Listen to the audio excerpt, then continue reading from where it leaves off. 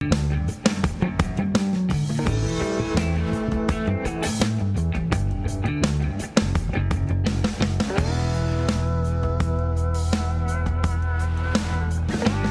programa Medicina em Destaque é um oferecimento de Produtos Grupo Ultra Descartáveis. Seu dia muito mais prático.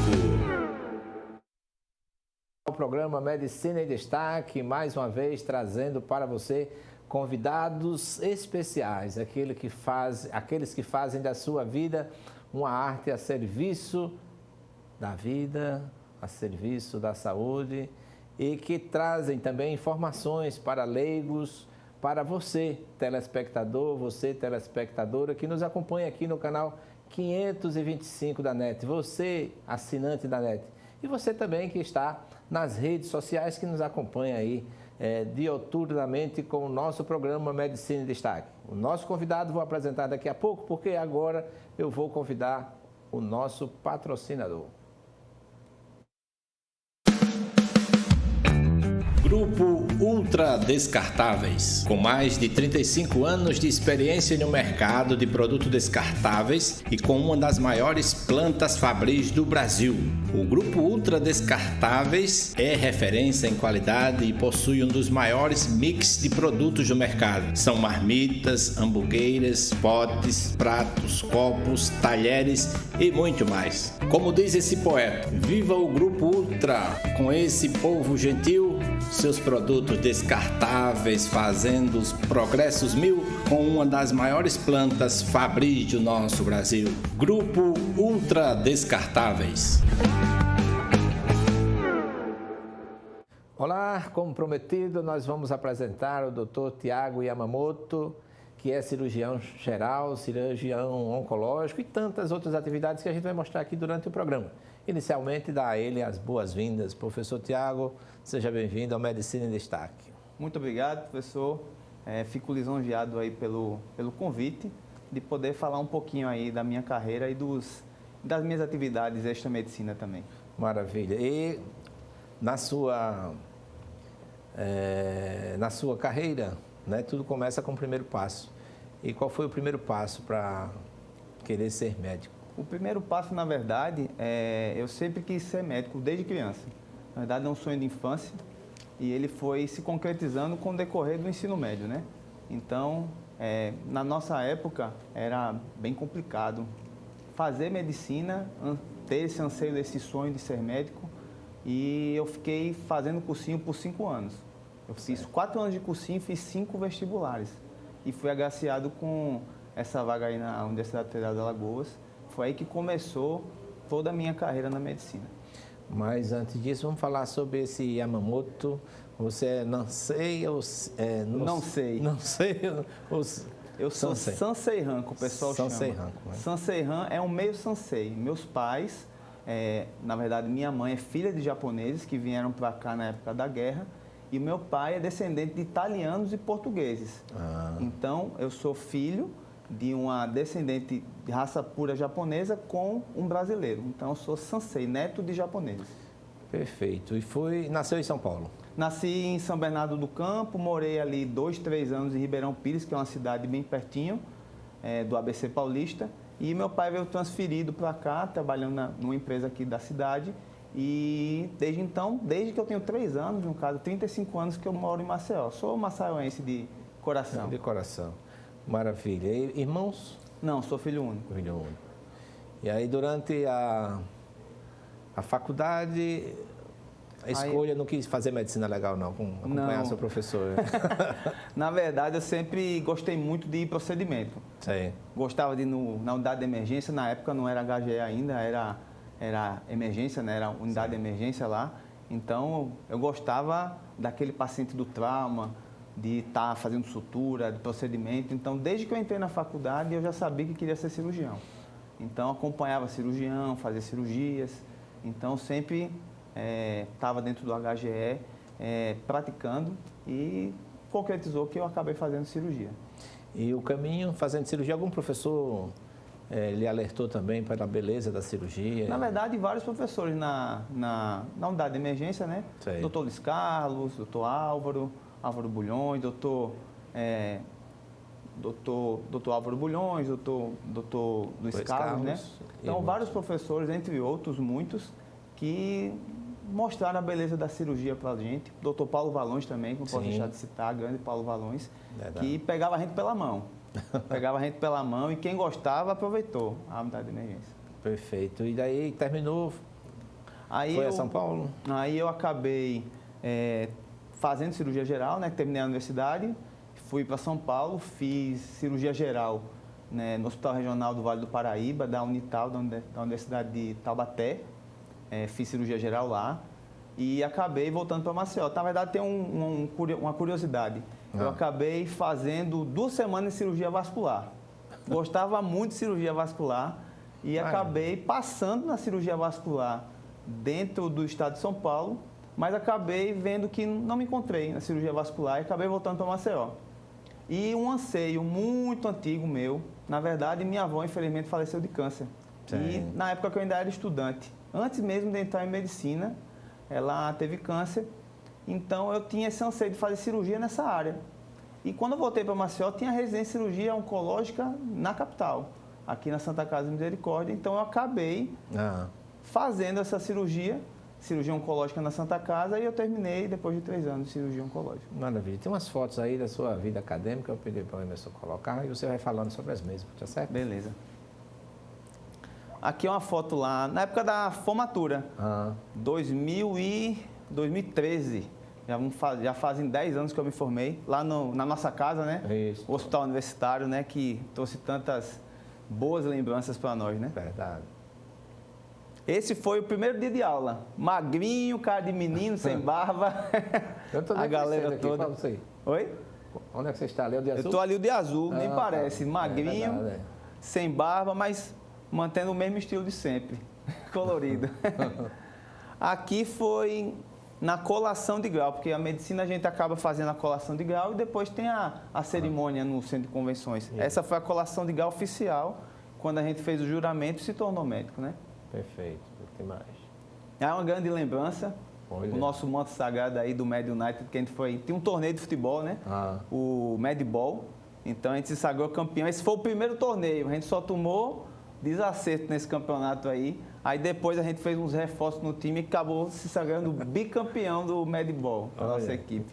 E essa camisa está estampada num quadro da minha casa. Perfeito. Maravilha. Essa daí, grito que não pode deixar de ter, né? Na verdade, eu pulei do palco. Foi? Pulei do palco e meu pai ainda disse assim, porque ele me avisou que eu pulava junto. Nesse dia aí. Foi o dia da colação lá no Centro de Convenções. Certo, vamos mais. Meus pais, ainda e ali eu com o diploma na mão, com certeza um dos momentos mais emocionantes da minha vida é o dia da formatura de medicina, né? Perfeito. Primeiro dia de aula no antigo CCBI. Lá com todo mundo indo para as aulas de anatomia. Do finado Luiz Ferreira, doutor Luiz Carlos também. E aí também no dia da posição da placa, já na FAMED nova, lá na UFAL, né? E também no mesmo dia lá, uma foto mais descontraída, né? Tem mais alguma? Tem mais alguma? Ok, deixa para depois. Vamos falar sobre esses momentos, assim. Está atuando na cirurgia geral, faz as duas coisas ou mais na verdade, agora acabei a residência de cirurgia oncológica faz pouco tempo. Porque o pessoal deve estar botando aí o seu RQR, né? Tem o meu RQR de cirurgia geral e de cirurgia oncológica, mas a gente acaba, o fato de ter feito cirurgia oncológica nos gera uma experiência muito grande, até como cirurgião geral. Sei. Então, traz uma destreza maior cirúrgica, isso com certeza me ajuda nas cirurgias gerais também, que a gente acaba operando eletivamente, no regime de plantões também. E eu também trabalho em outras áreas, desde que eu voltei da cirurgia geral, também dou plantão de UTI, também gosto bastante dessa área. E você me falava, né, que estava de plantão ontem à noite, Exatamente. E hoje, após terminar o contato telefônico, teve um... Exatamente. Eu estava falando com o senhor por volta das 10 da noite, né? Chegou 11h30, meia-noite, chegou um baleado, vítima de arma de fogo. Graças a Deus a gente conseguiu fazer a cirurgia e ele saiu com vida da cirurgia. Isso é uma coisa que traz muita gratificação para nós, né? A gente poder exercer esse dom da medicina e salvar vidas, né? É verdade. Você chega todo alegre, apesar de uma noite acordada. Não dormi, não descansei, não tive nem tempo de entrar no descanso, porque a cirurgia nos tomou esse tempo, mas um tempo que foi muito recompensador depois de que a gente... E parece que é uma...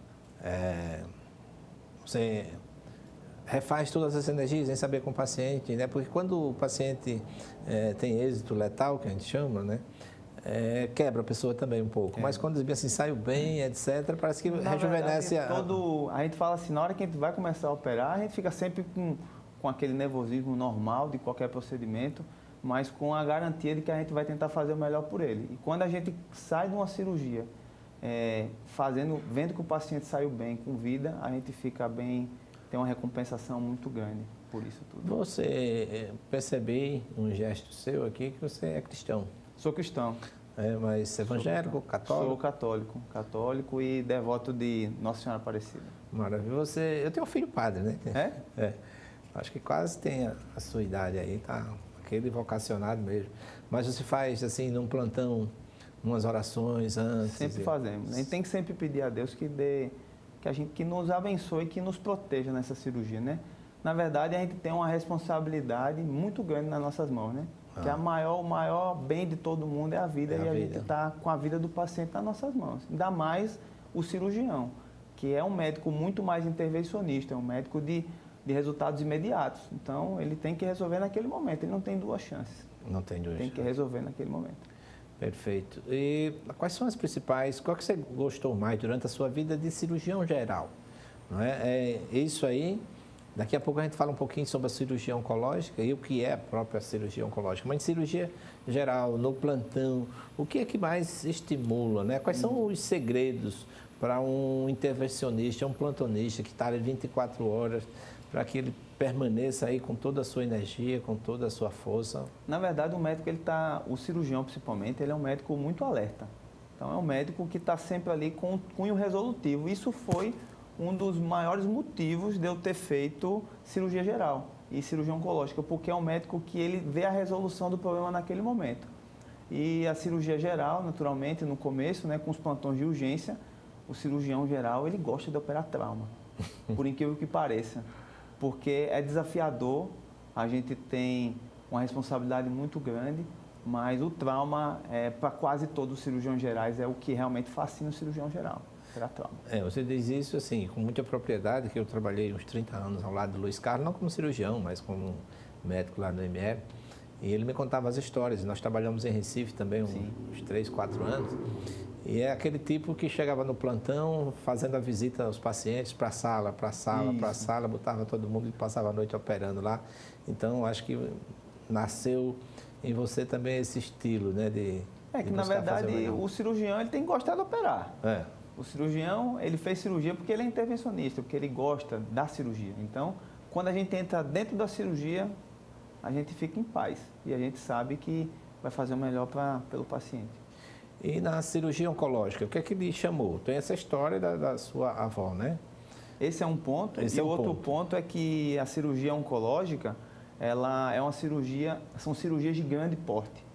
Que são cirurgias que me chamavam a atenção até na própria cirurgia geral, que eu vim de um serviço muito grande lá em São Paulo, onde a gente teve a oportunidade de ter um contato já com a cirurgia oncológica nesse serviço.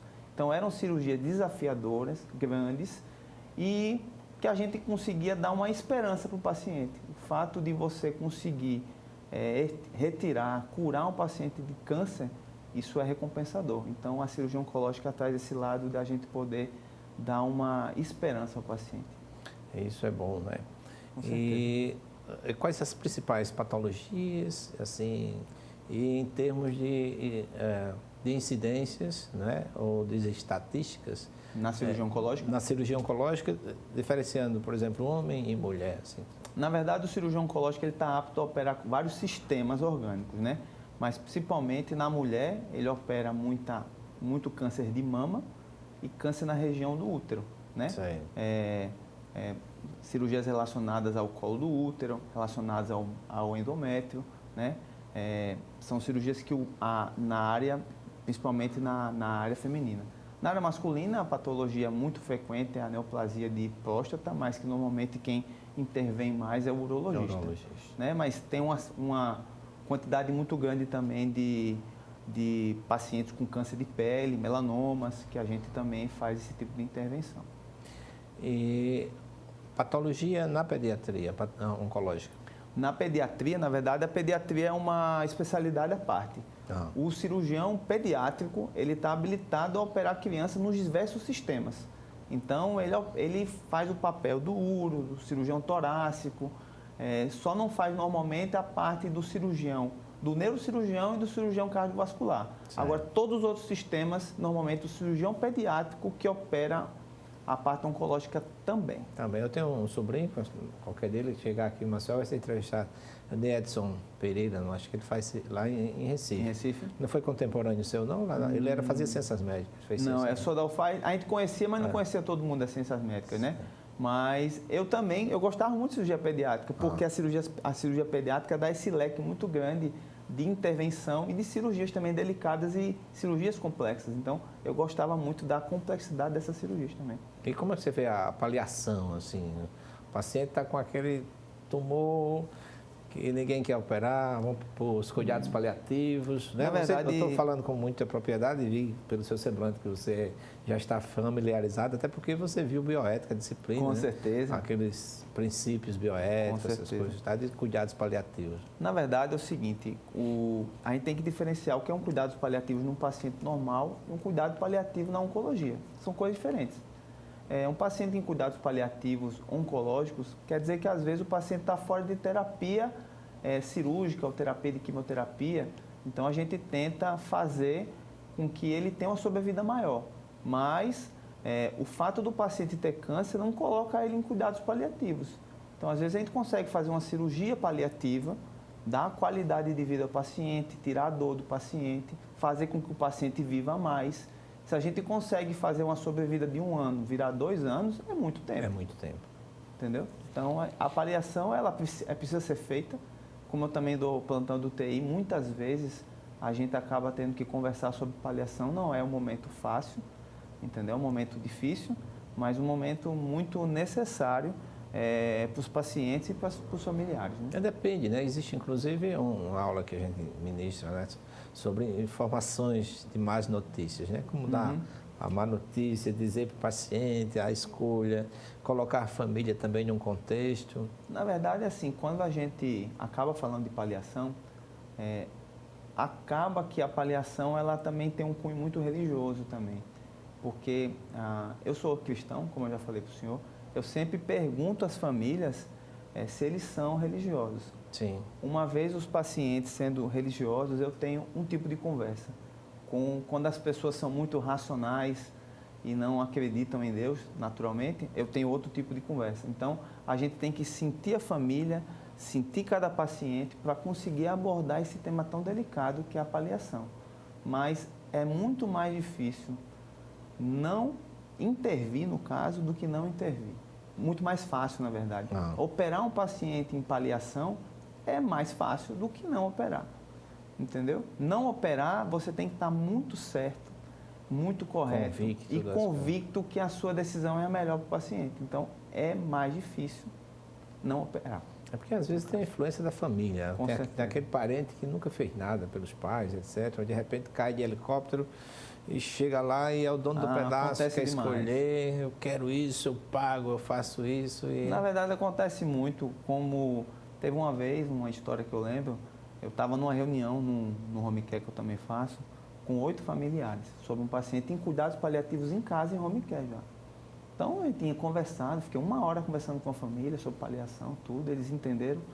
1 semana depois, um familiar que nunca apareceu, decidiu mudar toda a conversa da família.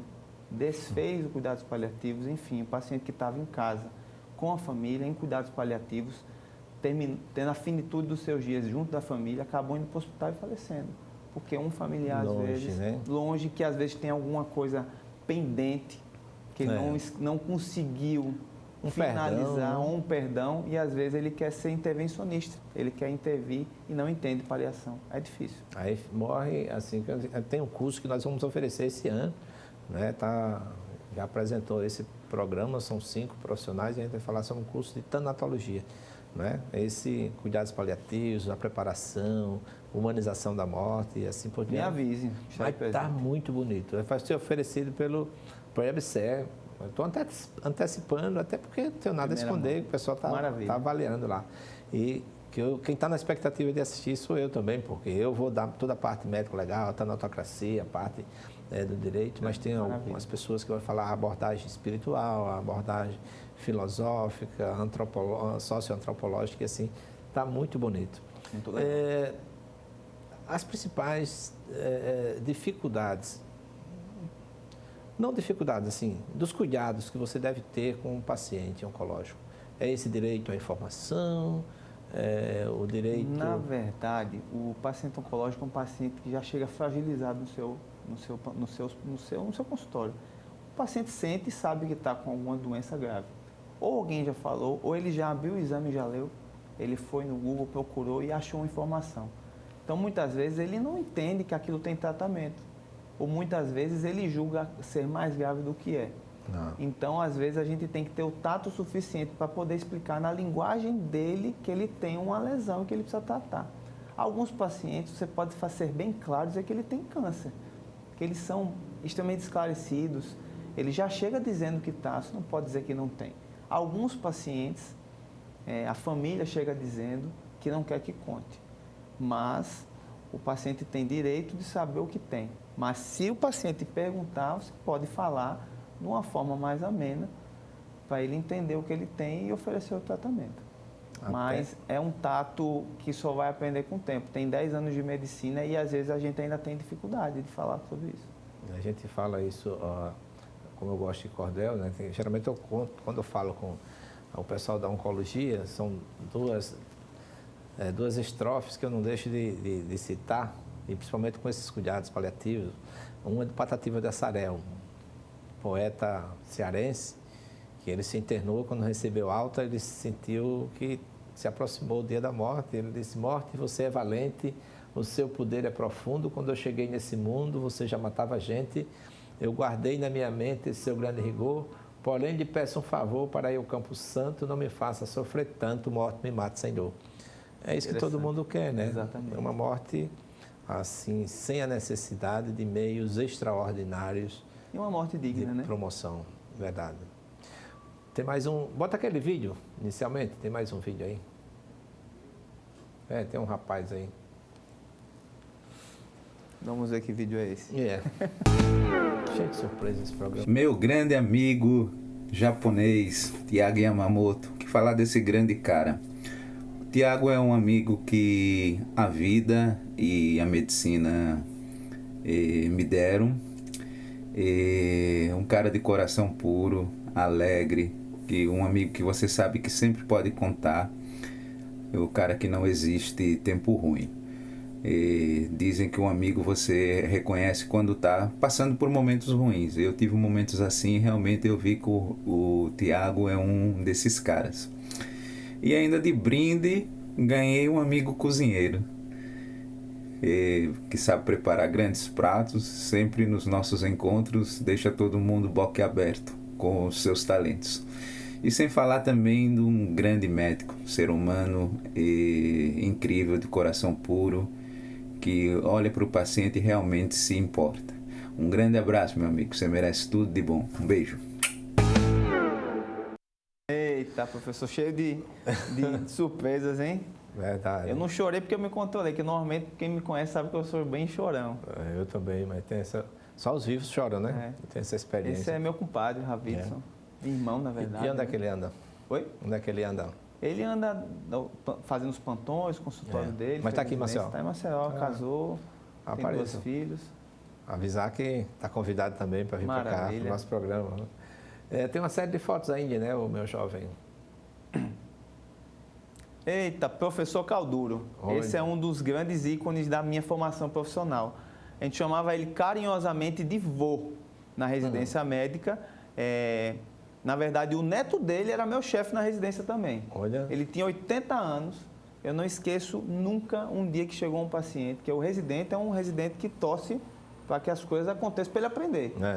Eu estava torcendo para a cirurgia acontecer e esse senhor, que a gente chamava de Antônio Calduro, vô, ficou até 6 da manhã com a tesourinha na mão, do lado do neto dele, me auxiliando na cirurgia. Não vou esquecer nunca disso. Então, ele é um dos grandes responsáveis pelo esse amor e pela minha formação médica. A emoção vai terminar se chorando aqui. Vê se tem outra. Esse foi um momento difícil das nossas vidas aí. Foi um momento, estou ali no meio, né? Um momento onde tudo parou pelo Covid. É verdade. E a gente estava na linha de frente, dava plantão de UTI, e a gente foi, na verdade, chamado para essa missão, que era ajudar os pacientes com Covid. Foram momentos muito difíceis. Eu lembro até hoje, no momento que a gente foi determinado que a primeira UTI do estado particular seria essa UTI, seria a que eu trabalhava. Então, foram momentos difíceis, mas graças a Deus a gente superou essa pandemia. Né? O Jacques contou isso aqui semana passada. Olha como é que a gente ficava dentro da UTI, cheio de equipamentos. Os astronautas. Entendeu? Praticamente um astronauta mesmo, para deixava os nossos familiares em casa sem saber se a gente ia pegar essa doença, o que ia acontecer conosco, mas com aquela missão de ajudar o próximo, né? Maravilha.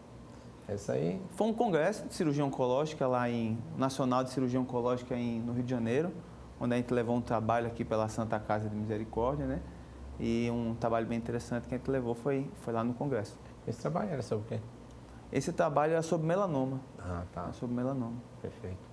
Tem mais? Tem, ó. Essa é a minha equipe de cirurgia oncológica. Na verdade, os meus R+, e a minha R igual que está ali, a doutora Tainá, no início da residência de cirurgia oncológica. Isso aí faz 5 anos. Estava bem mais gordinho nessa época. Tá vendo aí? Próximo. Esse foi um dos encerramentos da cirurgia oncológica também. Não foi a minha finalização, acho que foi a finalização do grupo acima, da doutora Mira e do doutor Júlio, dos R3 que tinham acabado de sair da residência, finalizando mais um ciclo. Aí foi o encerramento da nossa residência médica, eu e a doutora Tainá, que está ao meu lado, quando a gente acabou a residência de cirurgia oncológica. Juntamente com o meu amigo Alberson, com a Carol e com o Elson. Foi uma campanha da cirurgia oncológica lá na praia, né, sobre o câncer de pele, que a gente fez parte também da Sociedade Brasileira de Cirurgia Oncológica. E durante essa campanha, o que é que mais? Quais são os principais temas que vocês abordam durante uma campanha dessa? Na verdade, prevenção de câncer, né? A gente sempre tem campanha, todos os meses tem algum tipo de campanha. Tem o Outubro Rosa, que fica mais em visibilidade, o câncer de colo de útero, o câncer de mama, Novembro Azul, câncer de próstata. E o câncer de pele é um câncer extremamente prevalente, né? Na nossa região aqui, muito quente, né? Bastante sol. Então, essa era uma campanha da Sociedade Brasileira de Cirurgia Oncológica contra o câncer de pele que a gente fez lá na praia. O papel de vocês é com material didático? Tinha material didático, tinha um pessoal da dermatologia fornecendo protetor solar, orientando sobre as práticas de bom uso em relação ao protetor solar, a exposição ao sol. Então, a gente chegava com orientação aos pacientes que assim passavam e pediam informação a nós lá na praia. Foi um momento bem interessante. E o senhor olhando aí para a câmera, para os nossos telespectadores, que assim, você não pode esquecer isso aqui. Nós vivemos assim numa região tropical, onde o sol é caliente. Na verdade, a gente mora em Maceió, né? Graças a Deus aqui o tempo não é um tempo muito quente, graças a Deus sempre tem sol. Então, a gente tem que tomar as providências, né? Passar bastante protetor solar, evitar horas de sol mais forte, né? Necessário que a gente tome um pouco de sol para acionar algumas vitaminas, mas tomar os devidos providências, usar boné, usar roupa UV se puder. Então, para a gente evitar o câncer de pele, né? E geralmente o pessoal entrevistando assim, o pessoal da urologia aqui fala que você está envelhecendo, vai ter algum tipo de câncer, né? E quais os principais cuidados que você deve ter? E geralmente você pode falar até com o pessoal da geriatria, mas você como cirurgião oncológico que no envelhecer, o que é que não pode esquecer? Na verdade, cada câncer tem uma prevalência, né? Uma quantidade uma idade preferencial, fatores de riscos associados. Então, bebida, álcool em excesso vão desencadear a maior parte dos cânceres. Cigarro. A gente sabe que grande parte da incidência dos cânceres está mais relacionado com o meio externo do que com a própria genética. Claro, se a gente tem uma herança familiar em relação ao câncer, a gente deve tomar providências antecipadas. Caso tenha um câncer coloretal, um câncer de intestino e você tem incidência na família, você tem que promover uma colonoscopia mais precoce e fazer a busca ativa por determinados tipos de tumor. Cada um no seu subtipo e na sua necessidade. E hoje também avançado, né, o campo da genética, né, que mostra assim, de forma precoce a tendência que tem, por exemplo, a Angelina Jolie fez uma mastectomia bilateral porque ela tinha uma mutação em um gene que ia desencadear um câncer de mama em algum momento da vida. Então, ela fez uma cirurgia redutora de risco, na verdade, né? E fez a mastectomia bilateral. Então, a gente consegue prever, né, alguns tipos de câncer relacionados com a parte genética, sabendo que a genética não é o principal para a incidência da maior parte dos cânceres, e sim a nossa alimentação, o consumo excessivo de álcool e cigarro. Né? E cigarro. O nosso amigo Ravitson, né? Ele falou de uma outra habilidade aí que você tem com a culinária. Né? Como é que começou isso aí? Como é que... Você tem algumas fotos ainda inerentes ao assunto? Tem, né? Vamos botar, depois a gente começa com... essa aí é o Dr. Chef na sua casa. Na sua casa. Na verdade, é um projeto novo nosso, onde eu faço jantares exclusivos, menus de degustação na casa das pessoas. Então, eu tenho uma paixão muito grande pela culinária. Quando nasceu essa paixão? Na Seus verdade, pais, seus avós? Os meus pais, minha avó sempre cozinha, a família, na verdade, da gente sempre se reuniu na cozinha. Então, as reuniões eram na cozinha, as conversas eram na cozinha, as festas eram na cozinha. Então, sempre ao redor daquele fogão, com boa comida, boa conversa. Então, e tem uma herança muito, muito grande dos italianos, portugueses da parte do meu pai e a parte japonesa da minha mãe. Então, ambos cozinham muito e os meus pais também cozinham muito. Então, acabei adquirindo essa paixão pela cozinha da minha família. E esse projeto? Olha aí, que prato é isso aí? Esse é um dos pratos meus. Eu faço... Ali tem um sagu suflado, que é essa massinha embaixo, que eu pego aquela tapioquinha e faço uma preparação num snack crocante. Ali no meio é um ouriço com a vieira, que é um molusco, né, que a gente faz. Então, é uma preparação bem interessante. Eu gosto mais dessa parte gourmet, digamos assim, de criar, de testar novos sabores. E o visual também, né? O visual, né? Isso aí, cozinhar? Cozinhar é fazer poesia para ser degustada. Isso foi em Japaratinga. Na verdade, eu acredito que a cozinha, ela dá uma liberdade para a pessoa que gosta de cozinha sem igual. A gente pode fazer tudo na cozinha. O que a gente quiser, a gente pode criar, inovar, fazer algo que ninguém nunca fez. Verdade. E me emociona às vezes quando alguém vai na minha casa, eu faço um prato que a pessoa nunca provou e que ela se emociona com aquela comida. Ela fala, que sabor é esse? Esse, inclusive, foi na casa do meu compadre Ravitson. É um risotinho com carne de porco e uma abóbora japonesa que eu fiz aí na casa dele. Foi um dos... Também aqui uma lagostinha que eu faço com uma canoa, que é aquele osso tutano, né? Então, eu gosto dessa cozinha mais gourmet. Né? Às vezes o cara que joga fora o osso, mas... O osso é a parte mais gostosa. Mais gostosa, o tutano lá. O tutaninho com a lagostinha que eu faço. Uma das preparações. Maravilha, dá água na boca. Próximo, vamos ver se tem.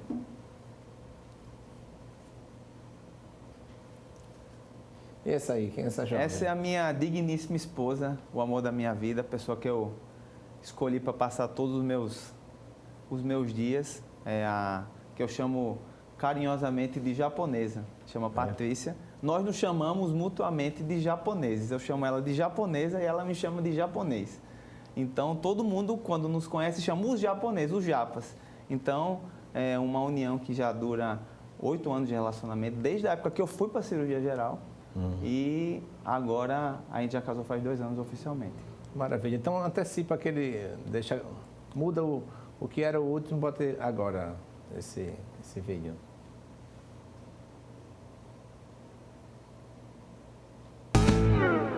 Oi, meu amor, passando aqui para dizer o quanto você é especial na minha vida, o quanto você faz a diferença na vida das pessoas, sendo na medicina, sendo cozinhando.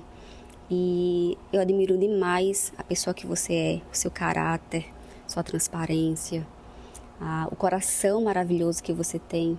E eu só tenho a agradecer por tudo isso. Gostaria de falar que eu amo muito você, que até a morte nos separe. Mas é só um relato do quanto nosso companheirismo vai levar a gente cada vez mais longe. Muito obrigada por tudo. Ela está aqui me gravando e o senhor vem com essa surpresa para mim, né? A gente tem um companheirismo muito grande. Tipo, hoje mesmo, eu fui dar plantão no interior e como é longe, eu acho muito perigoso dirigindo sozinho. E ela vai comigo, desmarca o consultório, ajusta os horários dela, vai comigo. A gente sempre fala que casal unido cresce junto. Verdade. Então é a minha companheira, o amor da minha vida. E a dificuldade para fazer esse vídeo? Está perto de mim, isso é uma surpresa. Não, eu vou ali embaixo. Eu esperando para almoçar, correndo para vir para cá, já agoniado no horário, que eu sou nervoso com hora, chegar antes. E eu vou ali embaixo, falei, aonde? Essa hora? Sim. Aí ela foi e gravou e eu não fiquei sabendo. Sabendo agora também. Eu também não tinha visto o conteúdo. Vê se coloca o outro, né? Já que o assunto é esse, tem outro vídeo?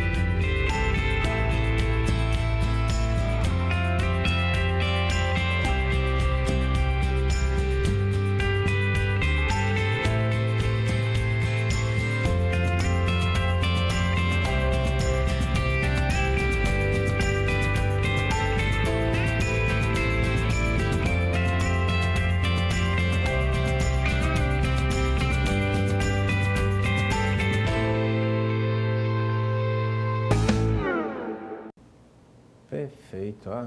Que cheio de surpresa, não estava sabendo de nada. Poxa vida. Eu acho que vocês merecem, hein? Você merece, em especial, sempre na vida acadêmica, demonstrou aquela pessoa serena. Os alunos, né? Que passam lá pela disciplina, aquela serenidade, aquela sede, aquela vontade de ser médico, e você dá testemunho de todos esses objetivos, todos aqueles sonhos. E, vez por outra, também a gente fala sobre a escolha, né, de alguém para casar, é alguém que possa compreender que você tem essa eterna namorada que é a medicina.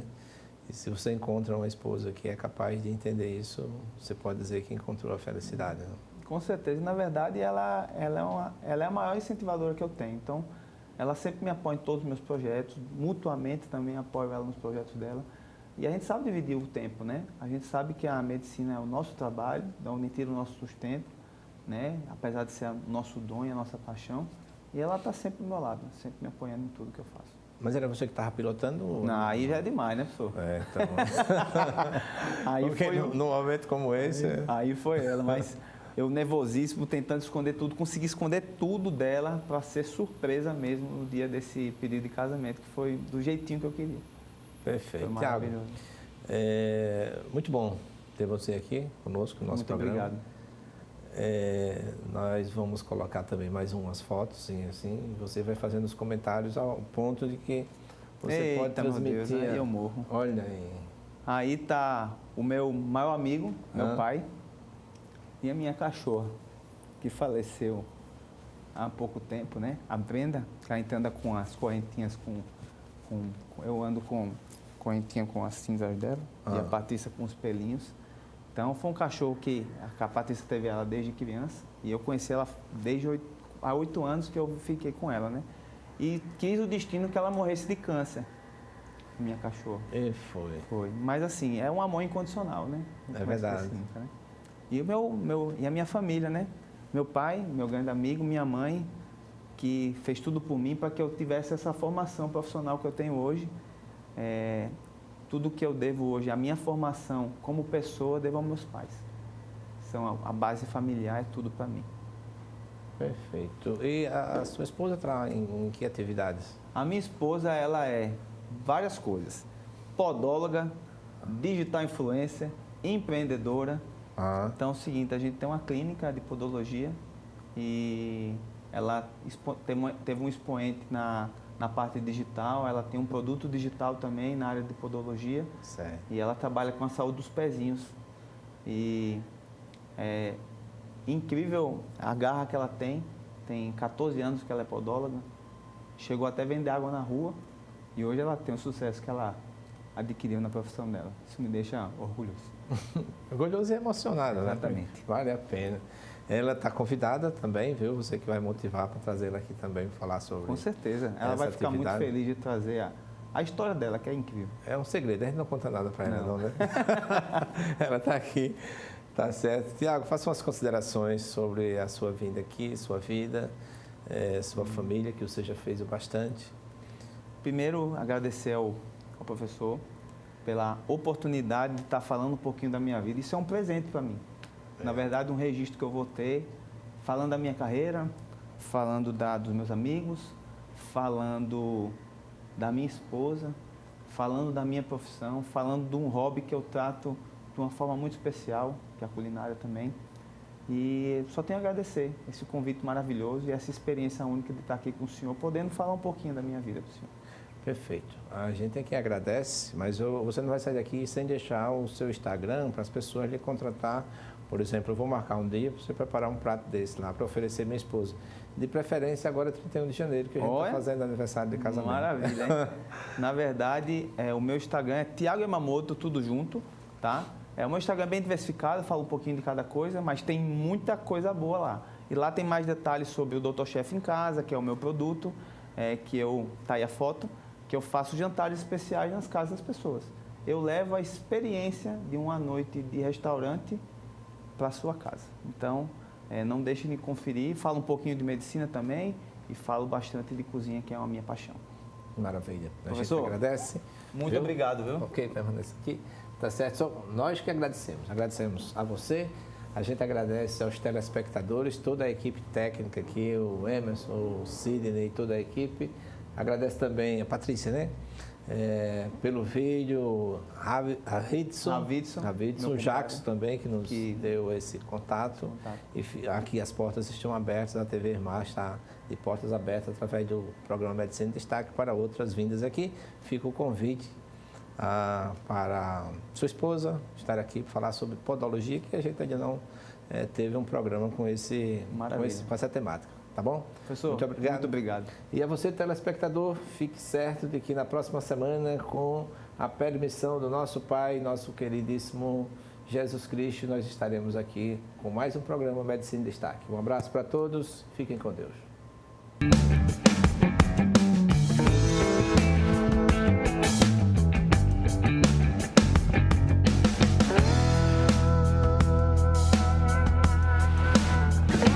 O programa Medicina em Destaque é um oferecimento de Produtos Grupo Ultra Descartáveis. Seu dia muito mais prático.